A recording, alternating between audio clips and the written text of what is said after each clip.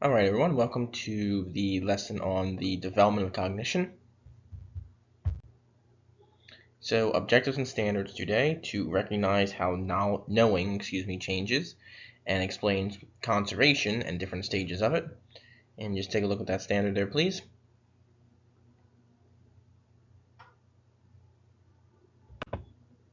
We have a couple of vocab words. Schema is a conceptual framework a person uses to make sense of the world.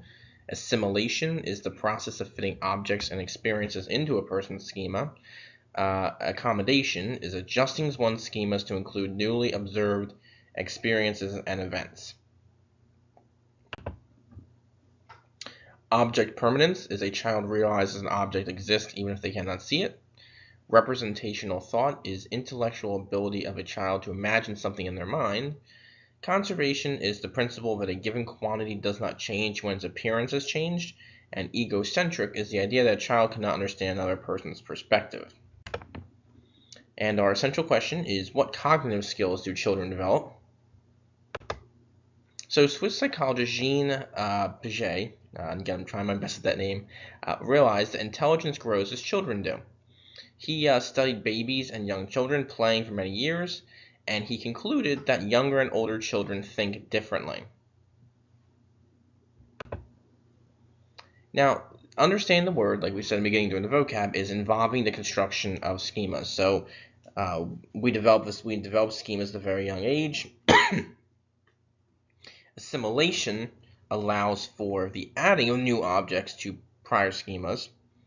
And the concept of accommodation allows schemas to change to allow for new objects. So I put a picture of a blocks here, and the example I want to give you is a child will, when it's an infant, may realize that they can stack blocks. That blocks are hard or things like that, and that they can stack them. They can stack them on top of each other. An event, maybe you give a child 2 blocks at first, and then you're able, the child continues to grow 3, 4 blocks, and they continue to stack them.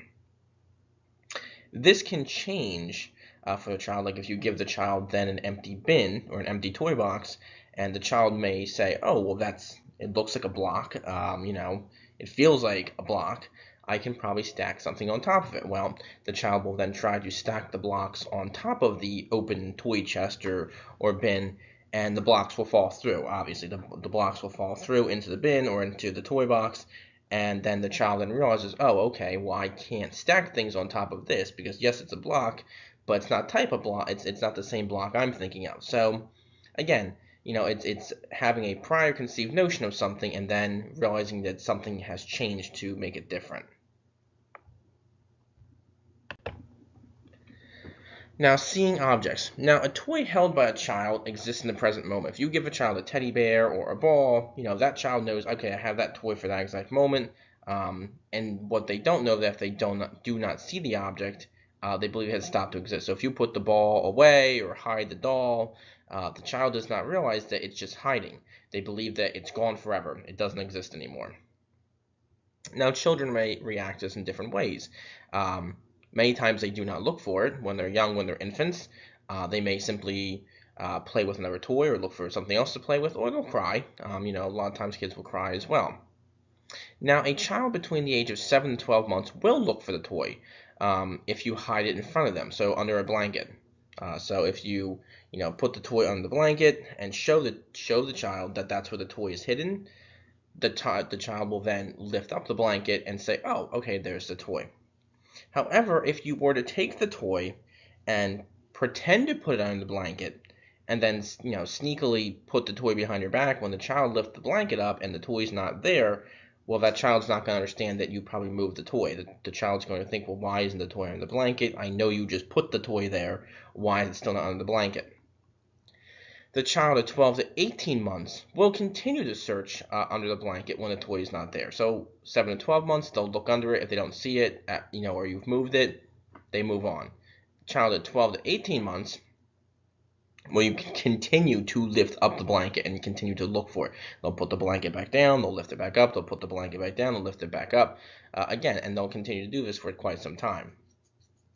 Now, children, at 18 to 24 months will guess that you may have hidden the toy somewhere else. So if you have the toy behind your back and it's not under the blanket, the child may, peek around your back, or maybe look under somewhere else for the toy, maybe look, under the couch or under the bed or something like that. So the child will guess that you have hidden the toy somewhere else or moved the toy somewhere else. And this is a big change that occurs during the second year of life. Now, a child developing object permanence signifies the beginning of representational thought. Sorry, I should say representational. Let's put an A and an L there. There we go. Representational thought. Children begin to imagine things in their minds, so they start to see things and realize, different images can allow them to do or see different things. Piaget witnessed this with his own daughter when his daughter saw another family member, I believe, throw a temper tantrum somewhere, and his daughter had never thrown a temper tantrum, and the next day his daughter, after having that image in her head, decided to throw a temper tantrum herself. So Piaget says that children will imagine things and learn things after seeing others do it as well.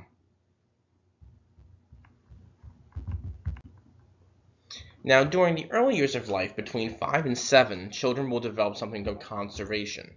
Now, prior to this, children are egocentric, meaning that children will not understand another person's view or perspective. They think that their way and their view is the correct way. And I put a picture up here for you.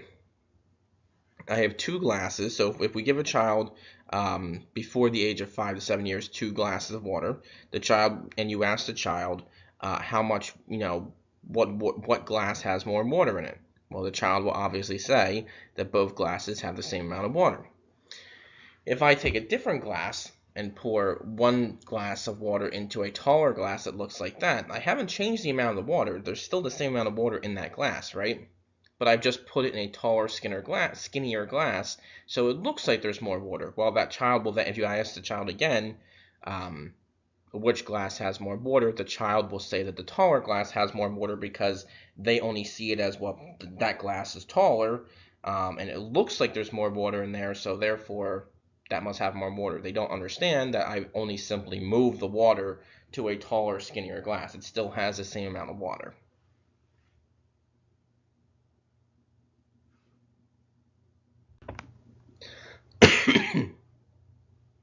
Now, Piaget determined there are 4 stages of cognitive development. Sensory-motor stage is birth at 2 years old, and this is when infants are using their body and senses to create schemas. Again, using the building blocks to stack and know that they're hard, they're not soft. We know, they'll begin to realize that there are hard things, there are soft things, there are cold things, there are wet things. They begin to realize that and feel around and sense those things.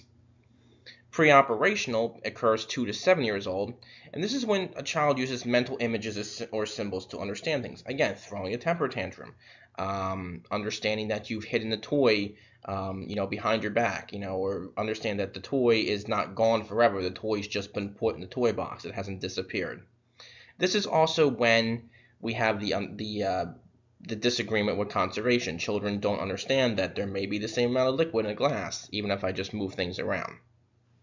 Concrete operations occur 7 to 11 years old. This is when children begin to get the idea of conservation a little bit, realizing that, the glasses have the same amount of water, even if I move the water to another glass that's taller and skinnier. So this is when a child is using logical schemas, but their understanding is still limited. They don't really have that abstract thinking yet. They're not really able to solve complex problems. And then formal operations occur 11 years old to adulthood, and this is when a child can solve abstract problems and apply abstract solutions to real-life problems. So those are the 4 stages that Piaget came up with.